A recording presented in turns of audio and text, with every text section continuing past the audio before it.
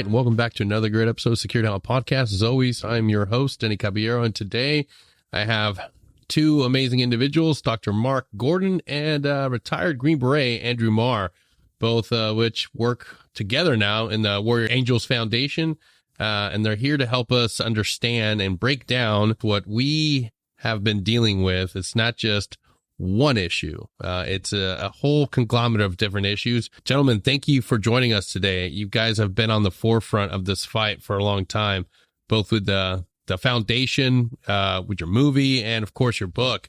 So thank you so much for your time today. Thanks for having us. Yeah, it's an honor, Danny. Thank you, brother. Absolutely. Please, Dr. Gordon, please give us your primer into this world, because for those of you just now tuning in, we've been talking for about 30 minutes now, but it's just funny how we're so quick to give the diagnosis of PTSD without truly understanding what's going on in the individual's mind and the body, and that connection of what's really going on with the individual. We have these labels and quick diagnosis of, hey, this guy's in trouble, he's got PTSD, get him over here, talk to the shrink, take some pills, and then you'll be good. Yeah. However, there's so much more to the issues and more to the story at hand. Yeah, the issue between PTSD and traumatic brain injury, but more importantly, what you really said was these labels that we give. And once we apply a label, we've now identified someone who can't be anything else. So you say they're PTSD, they can't be anything else. You call them depressed. You call them anxious. You call them, any of the abbreviations that we use, OCD, so forth and so on. But it comes down to a more simplistic approach. I mean, neuroendocrinology, the love of neuroendocrinology is it's so convoluted, and my job is to make it very simple. And the simplicity is that when you have a trauma, and we have two different kinds of trauma. We have physical trauma, where you get hit on the head or you slip and fall. And then we have a non-physical, where it might be a blast wave, or it might be emotional stress, or it might be a surgical procedure. And what happens is it changes the chemistry in the brain so that the chemistry does not foster the continuation of a normal chemical environment for the brain to live in. And that's a neuropermissive environment. And we have this disruption in this biochemistry, and this disruption in biochemistry is what leads to the breakdown in our emotional stability and our intellectual or cognitive abilities. So it's the inflammation that's creating it. And one of the issues that Andrew and I have both dealt with is the way in which the criteria that's used for defining PTSD or TBI.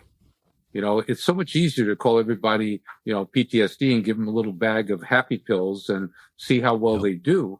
And the other issue is the criteria that the DOD and the VA have set out to use to define someone who has had, quote unquote, a real TBI includes loss of consciousness, amnesia, and disorientation. Well, it turns out you don't need to have any of that. We have 50 caliber gunners who've never had loss of consciousness, who've just had that repetitive action. Or we have someone in the civilian arena who's doing a pneumatic drill and that constant drilling. Or else on one of the Joe Rogans that Andrew and I were on, we talked about skiing, water skiing, from hitting, or else snow skiing, hitting the moguls. That constant jarring of the brain is enough to set off the same kind of change in chemistry that a blast wave trauma or a assault on the head can occur. So all the hormones, I mean, you introduced with testosterone. Well, let's make believe that testosterone is one of the tires on a car that you have 4 tires on, and we only addressed one tire. What about the other 3 flat tires? You need to look at the entire hormonal milieu, because they're not independent. They all interact together. So you have to make sure your growth hormone, your thyroid, your testosterone, and your even vitamin D, your DHA, you have to make sure all of these, what they call secondary hormones, are optimal in order to get an optimal response. So what we look at. Meanwhile, while you're on the team and you're coming back from deployment, that's nothing that's ever talked about. Everything you just described there, And I know you're in the same boat, Andrew. When you were first going through your health issues, I can only imagine you dealt with the same way and the same things I did, which is like, I don't know what's going on. I know I don't feel right. I know I'm angry. I know I don't feel like who I used to be. Yeah, for sure. It's somewhat of a nightmare for those going through it and their loved ones. And like you said, Denny and Mark, Dr. Gordon, with these labels, and so making it inaccurate or rushed assumption to a diagnosis, saying that an individual, let's say a SF operator, has post-traumatic stress without a proper workup, is akin to looking at someone with a compound fracture in their arm and telling them it's psychological without doing an x-ray. Well, that's preposterous. And what we're seeing that this is the exact same level of preposterousness if you don't properly do the right assessment to identify what's really going on. So how can someone tell me when I have a mountain of evidence over my lifetime of being a certain way, and now the contrast against that backdrop of my previous self or my everyday self is so far removed that you can't even recognize the individual, and that isn't, again, like there was no thought process going like maybe it has something to do with all these explosions that you've been around to. Maybe there's some physical component to all this. It was just somewhere in there inside the mind, you have a capacity for only so much. And you've experienced so much combat, and you've compartmentalized and stored all that away into filing cabinets, that those filing cabinets are now no longer able to close. And so all the symptoms that you're experiencing is purely a fallout from all of that. And that just never sat well with me. It didn't add up to anything that I understood to be accurate. And I wasn't trying to get out of. I wanted to go back and do what I was good at, what I was meant to do. So yeah, man, that's the hard part, and that's not just for team guys. That's for anybody. But our community and our reach is first and foremost in the team room. So I think that's why it's important to have these conversations and to really unpack this. Yeah, it's the most frustrating thing on earth when you come back from a trip and that your bucket's full. You finally have it. You've had enough, and now the personality switches, and maybe you're not able to perform the same job functions that you were. I know when I felt it at my worst as a warrant officer on the team, I couldn't keep anything without throughout my normal day-to-day activities organized. I couldn't keep any of my notes structured properly, and it just felt like all of a sudden cognitively I was a completely different human being. But nobody wanted to sit down and look at me from head to toe. It was just like, oh, well, you're dealing with emotional issues, psychological issues. We'll get that taken care of. And it's like, guys, I think this is something bigger. And I still see it to this day. We're still not wanting to do the lab work. We're still not wanting to get guys in and talk about doing a comprehensive blood work. And that to me is like, man, we're finally at the end of 20 years of constant combat, and our guys are still suffering from a lack of ability to diagnose appropriately. And it's falling on the individual and their family to do their homework and research and reach out to organizations like yourselves. Find Dr. Mark Gordon on LinkedIn and look at his studies online and find real answers. But it's something that desperately needs to change.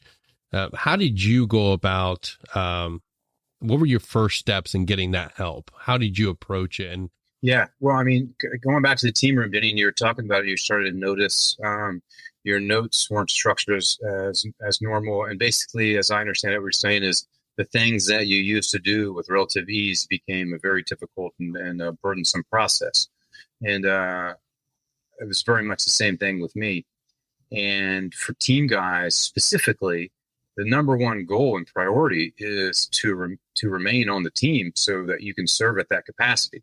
So you're not going to just kind of volunteer information that you think that nobody else wants to hear, because everybody else is dealing with a high level of stress and, personal issues and family issues on the team. So guys are really compartmentalized about bringing anything to the forefront that is going to highlight them as not being able to cope with their own personal issues.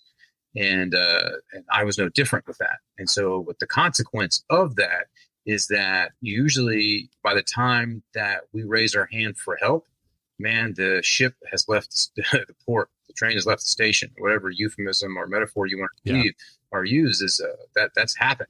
And the problem is now so difficult that it can't be sat on anymore. It can't be hidden. It's the full-on hand grenade has exploded, and now we got to deal with the consequences. And so what I really hope to do is a continuation of what's been going on is to elevate the conversation that happened, that makes it all the way to the team room, where we can start to implement these early criteria, these early warning signals, these early identifiers to help this from becoming a long-term problem that certainly right now is plaguing our community. So for me, got back from my last combat deployment. It was back in 2013. I mean, I can't believe that's almost 10 years ago, man. That blows my mind, but it seems like it was yesterday, and at the same time, it seems like it was a lifetime ago. But anyways, I got back from my last trip. We were out east in Bordak. It was a significant combat, sustained combat through that entire trip. I was only knocked out once in my entire SF career, and it was on that trip, and it was brief. And I came to, and the deal, Denny. Rocket propelled grenades and PKM machine gun fire and small arms fires, whizzing in, coming by. So I didn't have to think about what was going on. I knew, and it was time to go back into react mode. And that's another thing. Things are so ingrained in us as operators that it is no longer a process where they have to think about it. We're so good at it; it's become second nature. It's become wired into our, central nervous system as a knowing, without having to think. And so we just do. And so the cognitive capacity to kind of realize any issues were going on just wasn't there, because I was purely in my, muscle memory type of everyday actions, if you will. Yeah. So what that happened is fast forward to coming home 6 months, and I'm the epitome of a SF guy, in shape, fit, intelligent, everything that the best of the best that America has to offer, in the words of our dear Barry Sadler.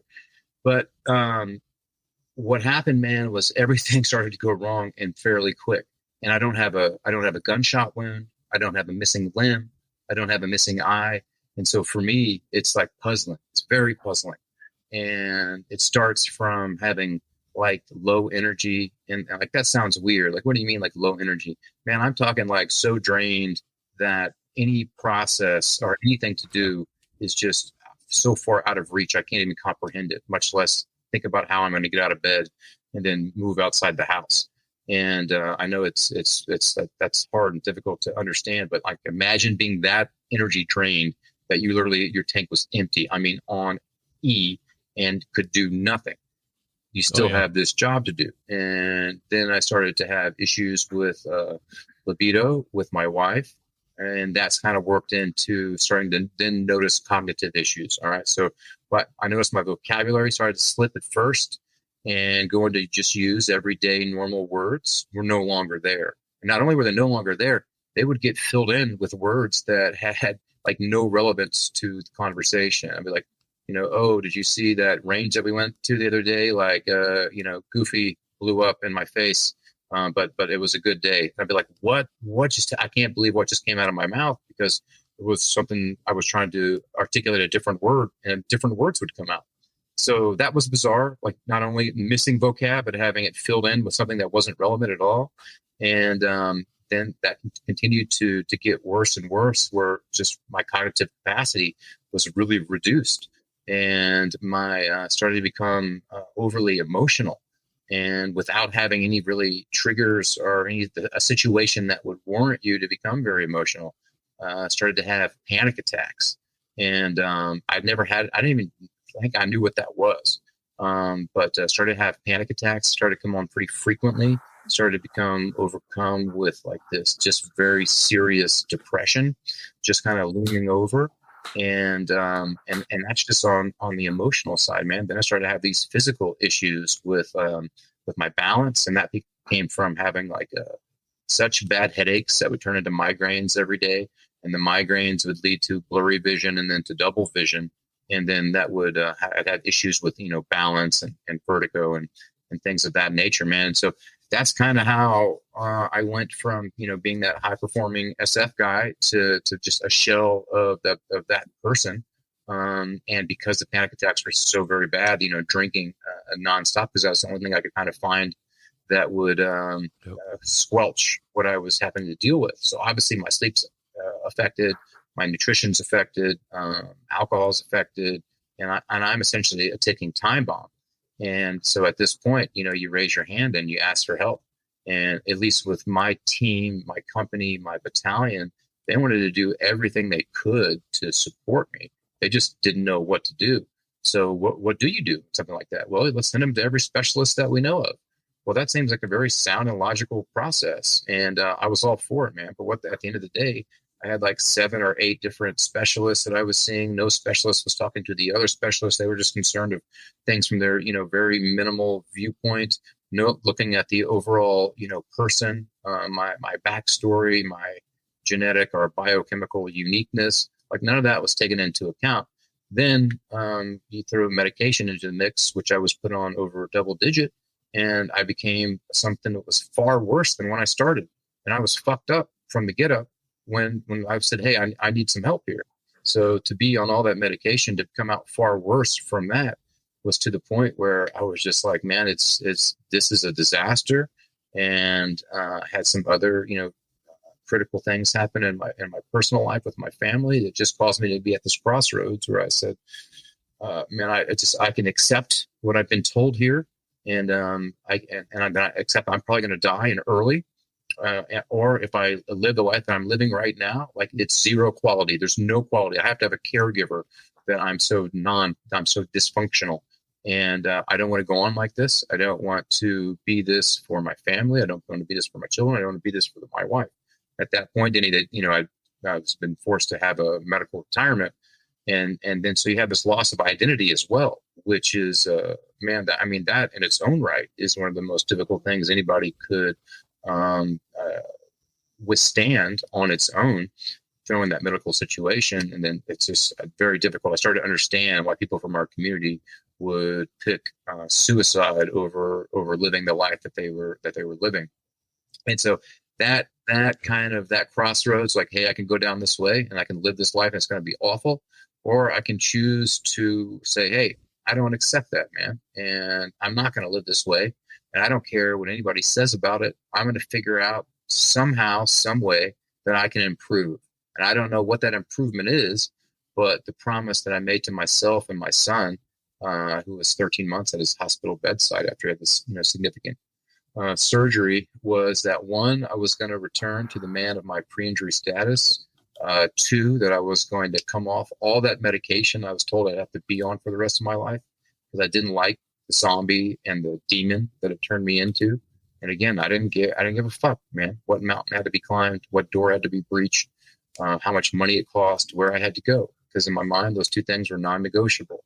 And after they were accomplished, the third thing, that was really a change for me, was that I promised myself and my son that after I had made those improvements, I was going to turn around and spend the rest of my life supporting and helping others that were in the same position that I found myself in.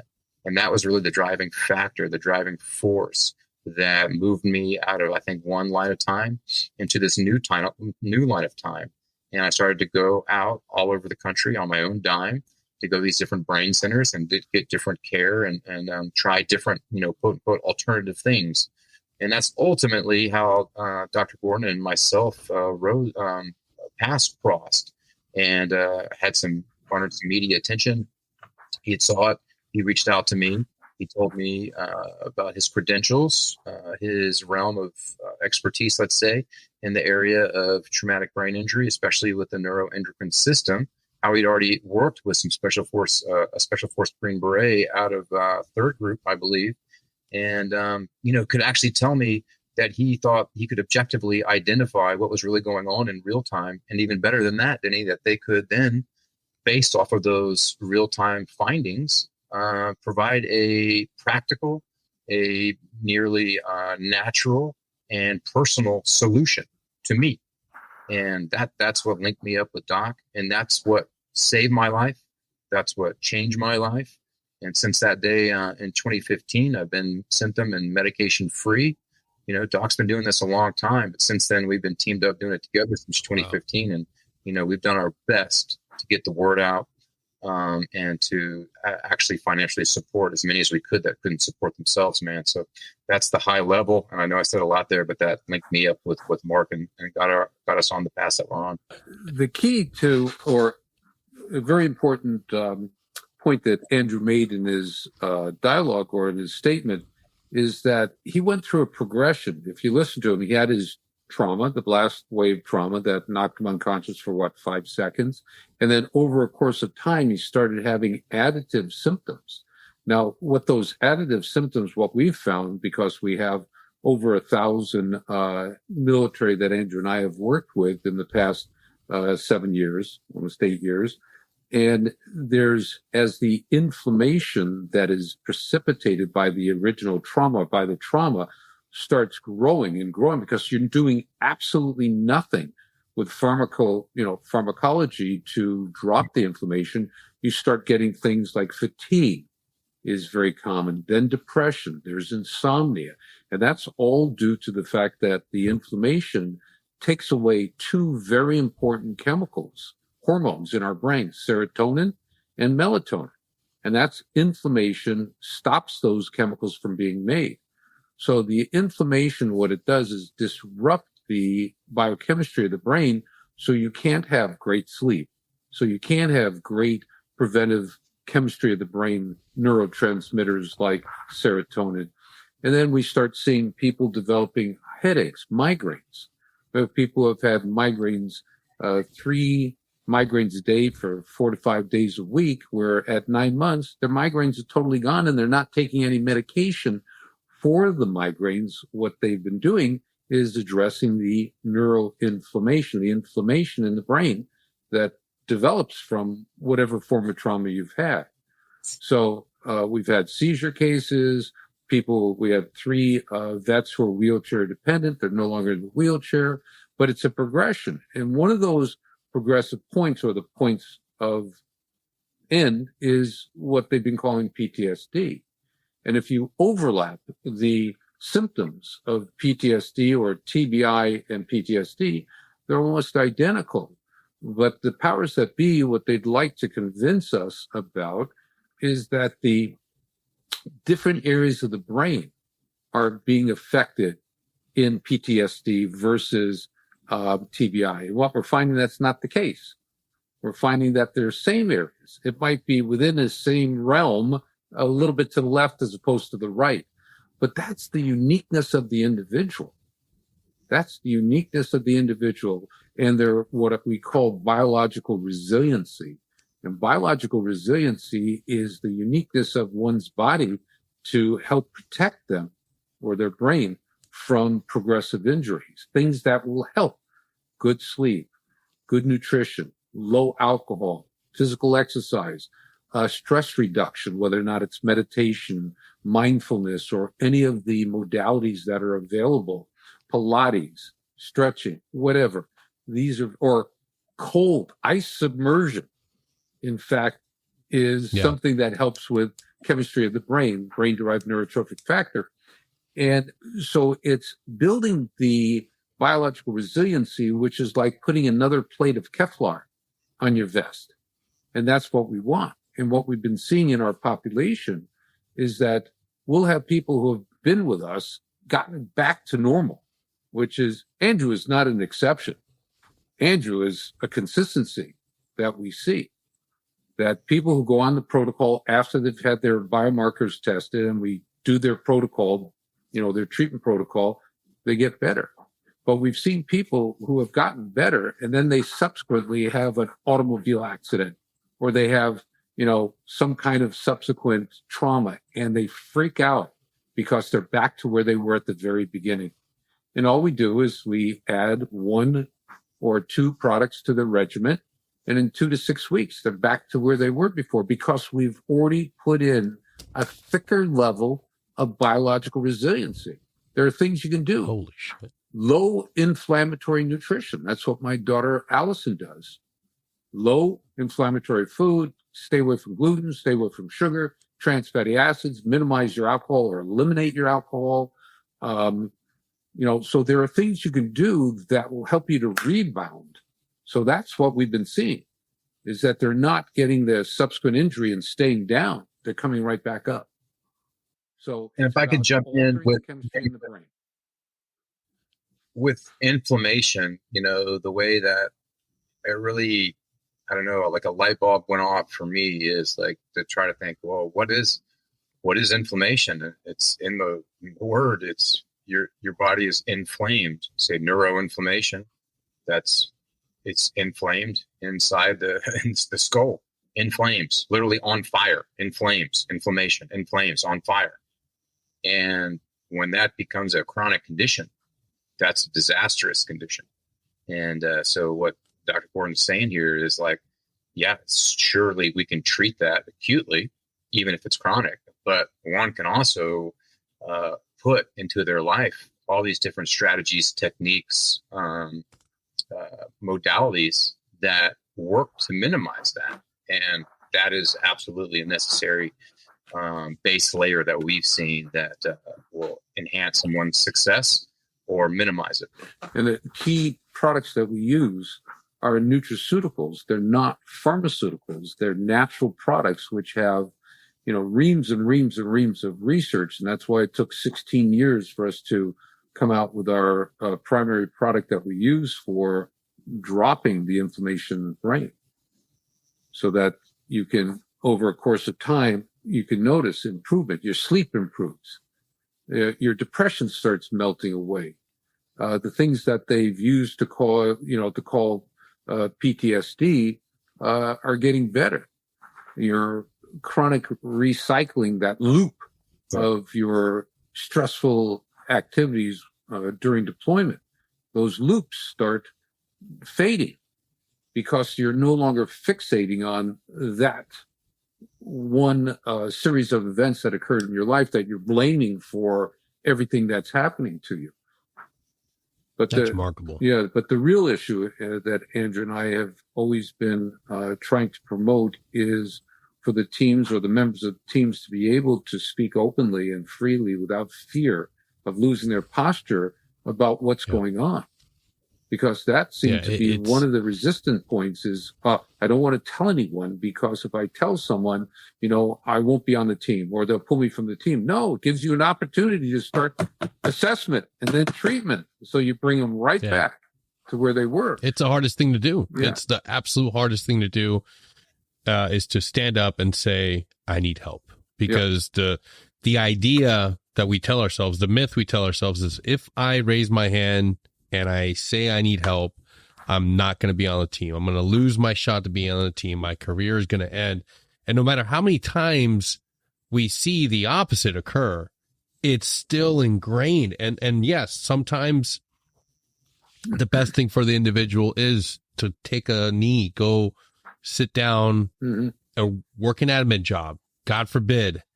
We place the career, we place the life, a team life, as the epitome of what we can do. And we don't look at our family at home. We don't look at our health. We don't think about the long term. Like, hey, maybe I do take some time off from the team, but then I can come back in a year and I can come back to another team. I can improve. I can rehab and come back. We put so much emphasis on that pain of having to walk away for whatever perceived amount of time as being the end all worst thing that could ever happen to us. And it turns out that if we are honest, we're a little vulnerable, and we raise our hand, we can start getting help today. We don't have to wait longer and wait till we are in actual crisis, in that point where it's like, okay, we have a lot of work to do. And it's just it's a cultural thing that it's gotten better, but it's still, you're still taking a high performer, somebody that is not only great at what they do, but they love what they're doing and they don't want to stop.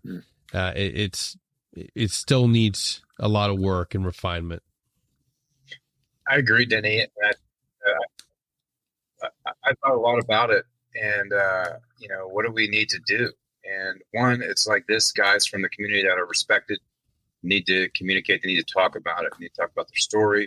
They need to talk about the problems. More importantly, they need to talk about the solutions.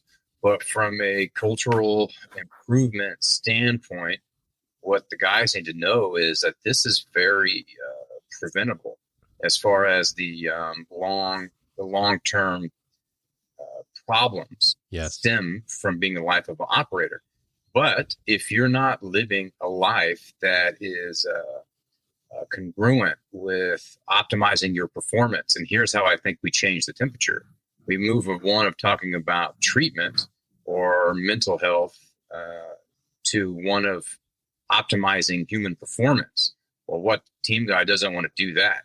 So you talk about starting how to start optimizing using performance, how to start optimizing cognitive performance, how to start optimizing recovery. Well, now everybody's ears really are, pinned back and they're listening and they're attentive and they want to know what's going on. And then you start to talk about these things as having an edge, not only giving you an edge, but one that you're not going to get in trouble for. And then two, it's going to provide you an edge, and it's also going to mitigate against potentially these long-term effects and long-term problems, which will minimize your time on the team. Well, now I think we can really start to get people's attention. And I think that's where we need to focus our attention moving forward with the younger generation and the follow-on generation. So it can always be this conversation around performance, how to optimize performance, how to not let my performance diminish to the point where I have to go and do these things because I didn't take the measures into account that we could have done for pennies on the dollar that had me firing on all cylinders without having to come off the team, man. So that's what I'm excited about, continuing to put this education out there so we can help to kind of change that culture. And I do think it's doable. Absolutely. I think the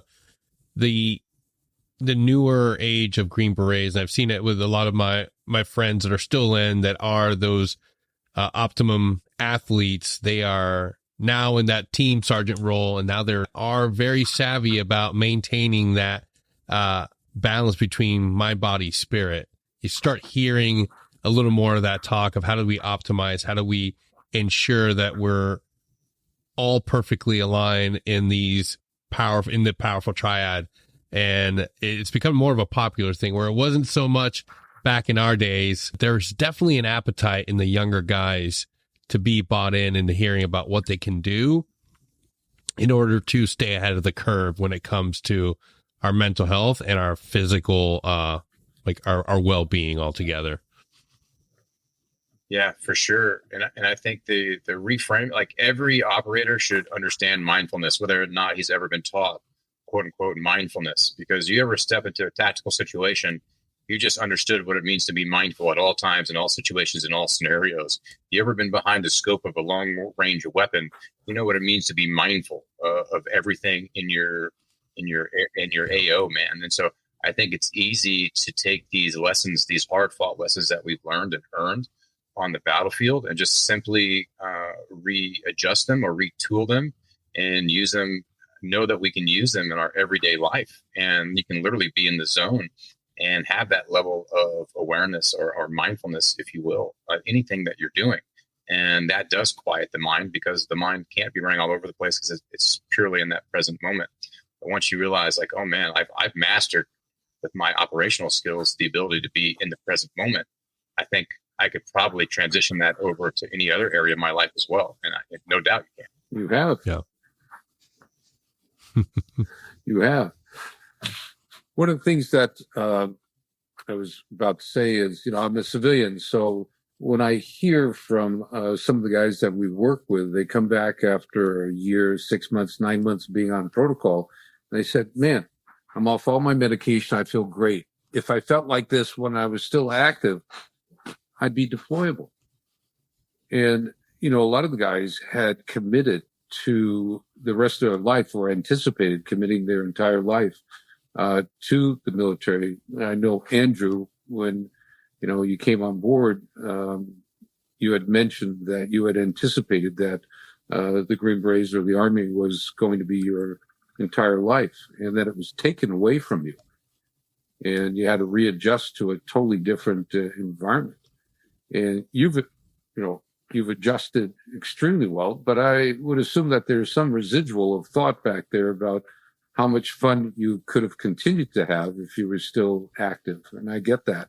And I hear it from a number of people once they get through the protocol, is that they're more capable, they're able to, performance, they've optimized their performance, their ability to function cognitively, mentally.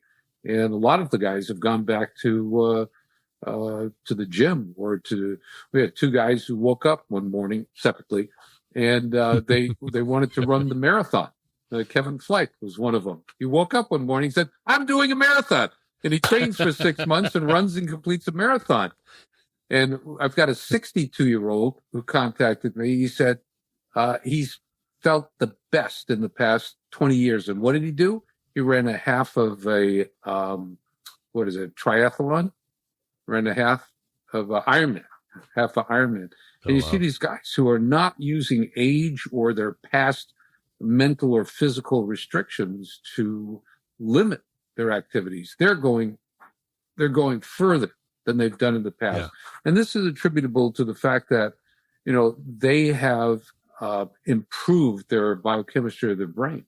I mean, that's my sole effort, is how to return the brain and the chemistry of the brain so you're optimal. I sat with Andrew's parents for about 3 hours for the longest lunch I've ever had, and they're telling me how he had improved in all these things. And his mom, Shirley, said to me, he's actually better now than he was in the past before he enlisted. So we are able to tap into this performance aspect and to heighten it. I think I was telling you when we were chit-chatting before we started that we have a couple of guys who have developed photographic memories, semi-photographic memories, where their brain function had gotten so much better that they were able to, read something, and then days, weeks, hours, months later, they were able to close their eyes and see what they had read. Something stimulated it. So what we do is highly, is performance related for brain and body. And, as I keep on saying, the brain's the CPU. It's like in a computer. You got your CPU, it controls your monitor, controls your mouse, controls your keyboard and so forth. Well, the brain CPU controls everything, the body and function. So if the brain is working at optimal performance, the body comes into play. And one of the areas that we went into, I started in 2018-19, was in peptides. We've got 70 vets who were given orthopedic disabilities by the VA. And what we did was we put them onto, or educated them on, some of the peptides that are out there that help with healing.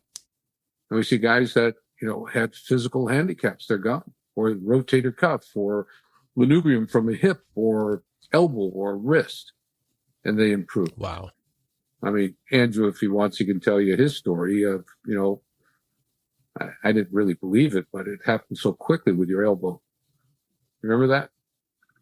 Yeah, I've used it several times, and with like Mark said, great results. I never had shoulder problems when I was in, and I don't have a specific event, man, but it got to be where my right shoulder, man, I felt like there was a serious tear in there, and I couldn't bring it up over my head. And so I thought, man, there's no way I can escape this with probably having to go under the knife. It feels like it's detached.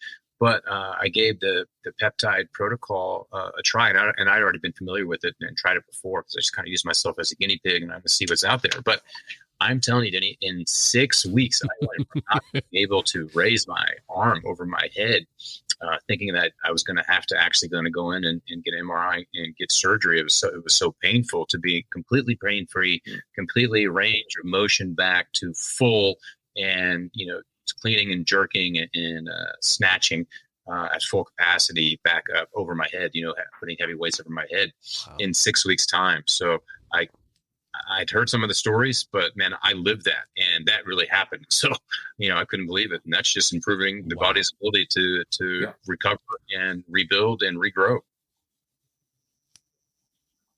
Yeah. And the science that's is there. Phenomenal, because that's another thing that I'm starting to see amongst our group of guys is torn labrums, hip surgeries, knee surgeries.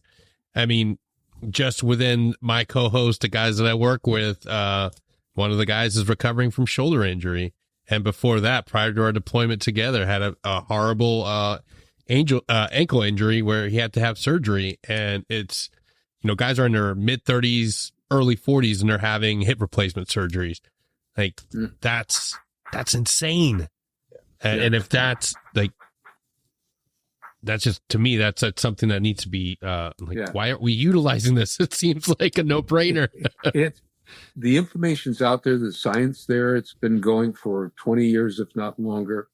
My introduction was I tore my partial tear of my left quadriceps, and 6 weeks on a protocol, 2 weeks on, 2 weeks off, 2 weeks on, I'm back on my mountain bike.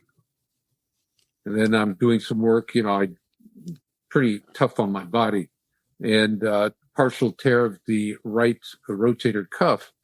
And my wife injected me in 3 days, full range of motion, but I went for a full 2 weeks of treatment.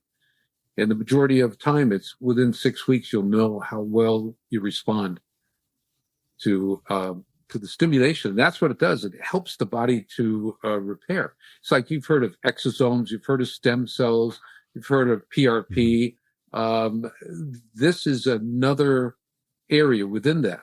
But these peptides are all within those other areas of exosomes and stem cell composition of stem cells. Mm-hmm. So it helps to stimulate repair. And it works very well. It's almost scary that it works for knees. So well. My future third son-in-law, chronic knee problems from all his sports and everything. 6 weeks on the protocol, and he's at Venice Beach playing in the sand volleyball with a group of Victoria's Secret models. Okay. And I was expecting to get the phone call that his knees are worse. No problem. So you're saying there's a link with the peptides. I mean, it's hard to be feeling Victoria's Secret models. Yeah. Yeah. Well, I think what spurred him on to go and do the volleyball was the people he was playing with. But it was a great test. I mean, I was blown away that he came off the field or came off the sand, had no problems. I wasn't there. I heard the story. I'm not invited to those things. And the crazy thing is, this isn't something where it's a closely held secret where we have to worry about patents. Nope. This is stuff that's... it's out there. It just seems to me. On my website, I've got a book. Yeah. A friend of mine wrote a phenomenal book. The head of Clinical Peptide Society, Dr. Edwin Lee, wrote a book. It's on my website, and it has the breakdown of almost every one of the new peptides, or the peptides that we have for mental functioning, for physical repair, to help the gut repair. So they're there, and they've been in the literature for a long time. It just hasn't been brought together under one roof in one book and made available. So it's there. And we have some new stuff, Semex for brain and emotion. It's a new peptide that came out. Well, not new, but relatively new, which helps to stabilize the brain so that you function better. It's, has anti-inflammatory components and also improves the communication between neurons. So that and it's all there. The information is there. Now, for your protocol specifically, if our Green Berets, if somebody gets in contact with me and like, hey, I listened to the episode, how do we go about getting that protocol, that treatment? How do we? Because I feel like anybody that's in our situation would be willing to pay out of pocket to make this happen. Andrew, go ahead. Yeah, I mean, there's two avenues there. One is obviously through our foundation, the Warrior Angels Foundation, our partnership together with Mark, and that's the Millennium Warrior Angels Foundation, TBI project as we call it. But then simply come to our website, warriorangelsfoundation.org. Now, there's, as you might imagine, a lot of people from the community, military active and veteran, that come there. So we do run somewhat of a closed loop system with getting the people the support. But you can definitely come there, start a dialogue, find out all the different resources, information that we have on how to get started.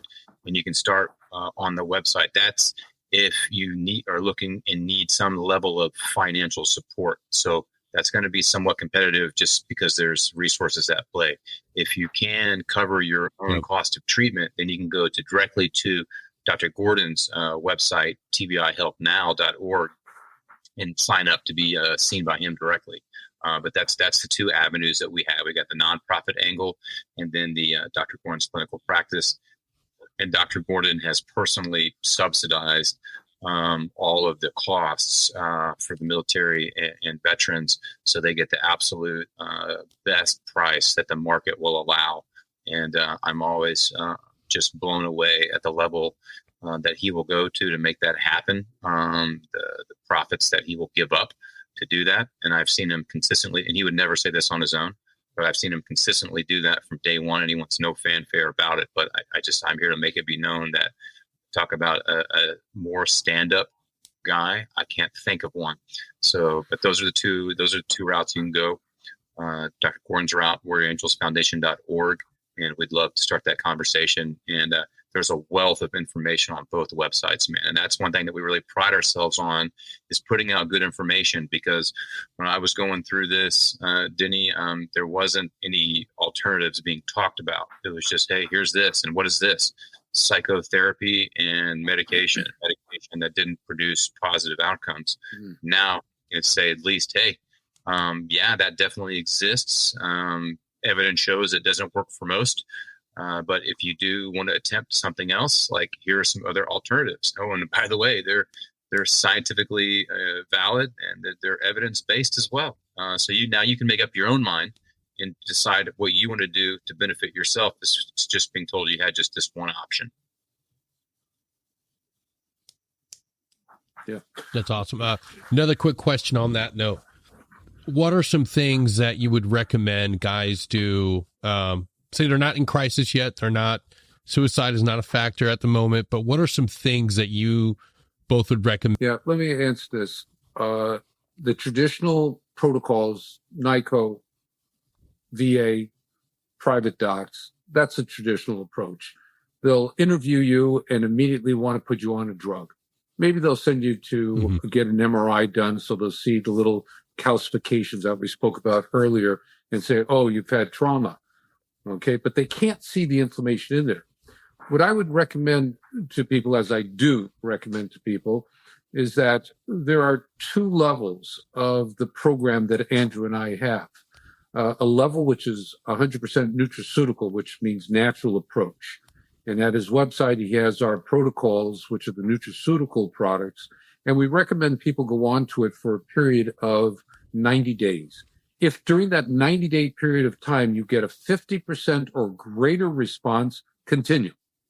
If for any reason you have less than a 50% improvement, then come and get the laboratory testing done, okay?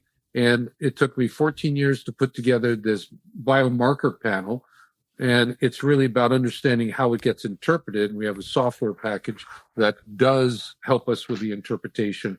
And that would include being on maybe some pharmaceutical products like injectable testosterone, Clomid, thyroid, or what have you. For a woman, female estrogen, testosterone, progesterone, and so forth. So we've built it into a two-tier. Why is that? Because we've got, my daughter and I have about 1,000 active clients, but we have over 7,600 who every month are on the nutraceutical protocol getting better. And I want to bring up that this is not a lifetime necessity, because we found that people who after a year or 2 years or a year and a half or 9 months, they're doing so well that they can pare down and offer the products and continue doing well, because the issue is what? If we can stave and shut off, mitigate the inflammation, you can start healing. Not until you fix that inflammation can the brain start its process of recovery. It's like a house is on fire. You're going to start rebuilding the house while it's on fire? No. You got to make sure that fire is totally out. And when it's totally out, then you go and you take the charcoal or whatever they call it, the burnt all stuff out, the carbon, and you take down the joists and the 2x4s and you start putting new drywall, you put all that new stuff up. That's what we have to do with the brain. So what we've been able to do, and this was a 2020 project I had with the Marines out of Pendleton, where we put them on a nutraceutical protocol to test it out. And sure enough, in 90 days, 65% of the active Marines had a 50 to 100% improvement. 35% of them did not. So that was the okay to move ahead for me. We tested it out, got a great response, and it's called the phase 2 protocol. 100% nutraceutical, relatively inexpensive, and we still have, relatively inexpensive. So it's affordable. And it's not to say that if they go on the full program, it's not affordable. It's because, as Andrew just noted, my goal is to develop products, educational tools and products for treatment that generate funds so we can put it right back into the kitty so that we can help to get this moving forward. My goal is to get it down to as close to zero as I possibly can. And the real goal is to see if the VA DOD will pick this up and start implementing it. I mean, this year Andrew and I have had some great responses that have taken me 14 years since 2009 and us together the past 8 years. And we're starting to have the centers that do performance optimization, the functional medicine coming to us and saying, hey, we're now interested in what you're doing. We'd like to receive some lectures. We'd like to see some information. And the last thing that I'm going to say is the efforts that the Warrior Angel Foundation and their affiliates and associates have been doing in terms of psilocybin and getting psychedelics out there to be used. Now they're in Oregon and Colorado. There's a handful of other states that have decriminalized it. And the products are doing very well. We interact with a number of groups, both within the United States and outside the United States, and they're feeding back on the outcomes of people who have had a tough time improving. Not only our patients, not everyone is 100% fixed by our protocol. There are people who have very deep and very prolonged processes, and the medication didn't help. Alcohol doesn't help. Drug abuse doesn't help. That needs to go out the door immediately. In order for us to heal, we need to be off the alcohol, because alcohol destroys the brain, changes the chemistry of the liver, so you can't get the testosterone levels you want. So, it's a whole bunch of groups. But Andrew, if you can share a little bit on the psychedelics, which has become incredible in a short period of time. It's just exploded. Yeah. Not explosion in the explosion sense, but it's grown. Sorry. Didn't you say, what would you recommend to the guys who were just early on or just wanted to ensure that they were going to maintain on the trajectory that they're on, doing what they love with the people they love? And Mark nailed it. And this is the God's honest truth, what we attempt to get the word out. Like, hey, man, there are these anti-inflammatory nutraceutical products that will help you to build, protect, and optimize the brain. Therefore, its resiliency against the everyday life of, combat sports, being an operator, like you said, some, pneumatic tools, whatever, are just life happening. And we're living proof. We have too many pigs that now fly to say pigs can't fly. You implement these things, and quality of life improves. I'm living proof. We have just so many cases. And so that's always where we start. And it's the lowest hanging fruit, man. And I'm not just saying this, I live by it. So I take the the nutraceutical products that Dr. Gordon's company has created. And I'm not paid or anything else to say this. It's the best, highest quality product on the market because it utilizes all these individual products that when you take them together or have this synergistic effect.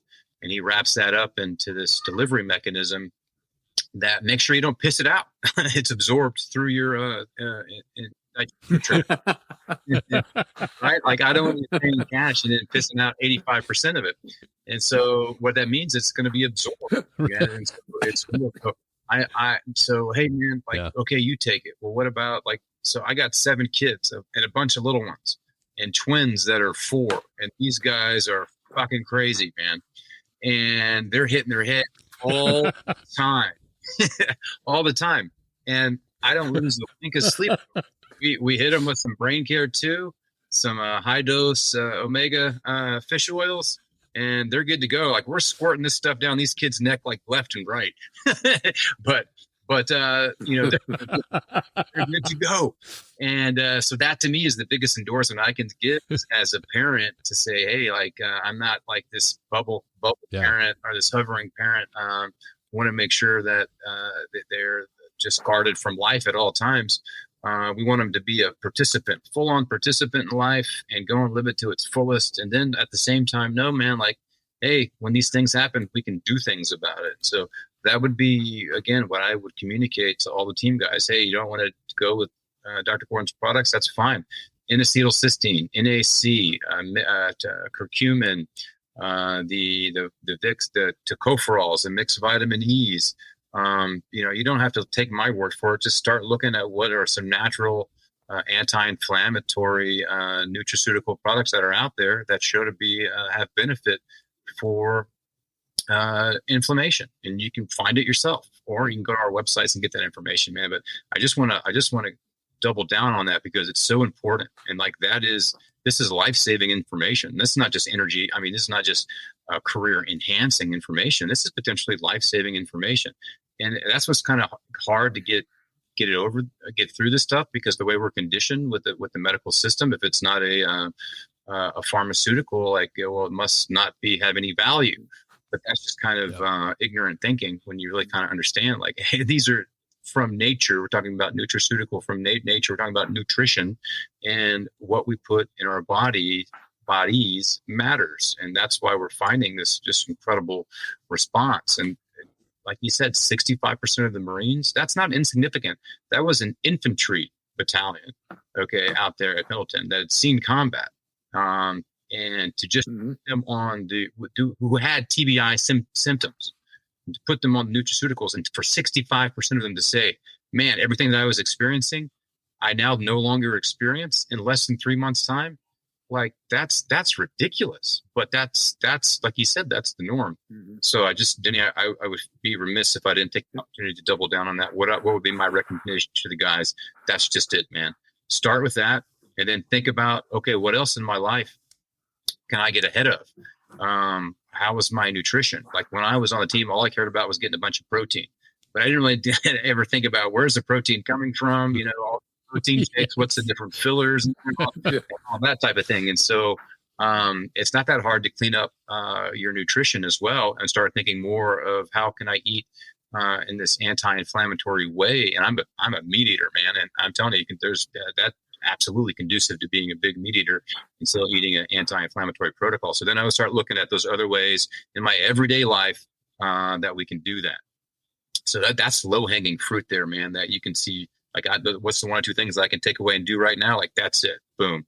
And then as we're getting into the kind of this renaissance of psychedelics being used for a variety of different reasons, we're seeing tremendous benefit in our population with that.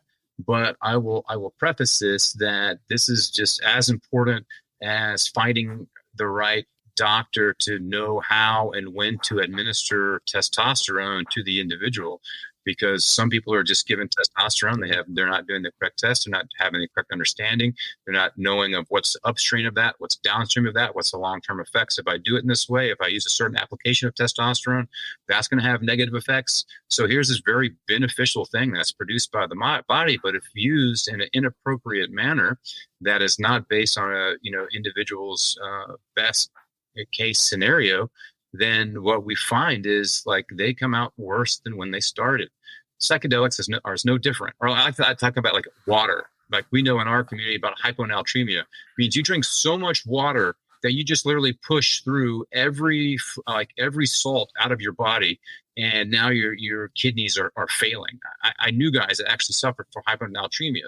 So that's water. So water is deadly. You can think about it that way if it's used inappropriately or the wrong way.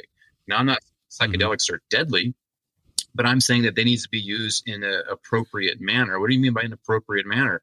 Well, one, I would want to ensure that an individual's brain and their body and their emotional system is as high performing as it could be. So what do you do for that? Well, I would want them to be on a sustained protocol, at least an anti-inflammatory protocol, or the more personalized protocol that Dr. Gordon offers, to ensure that their brain and their body is already in that growth stage and it's not riddled with neuroinflammation. Because if that is the case, then you're setting yourself up for probably a less than optimal experience. So one, we want to make sure, just like anything else, that the brain and the body is in the right environment. Number two, you need to figure out, like, if you're going to go and use these natural molecules, well, really, what is your intention behind that? Is there stuff that you think that is locked away that you can't get to and you need to address, you need to confront? Or is it you're looking to expand your current level of thinking on something? Like, you should have a pretty good idea of what and why you want to ingest these compounds. And what I'm really getting at here, Denny, is like, you should be in a structured program that has a professional or professionals to oversee this. So there's preparatory work on the front side, both with the medical, your nutritional protocol, potentially TBI protocol. You're getting ready to make sure your mindset is in the right state to have that experience. Then you can go in and you can have this psychedelic experience.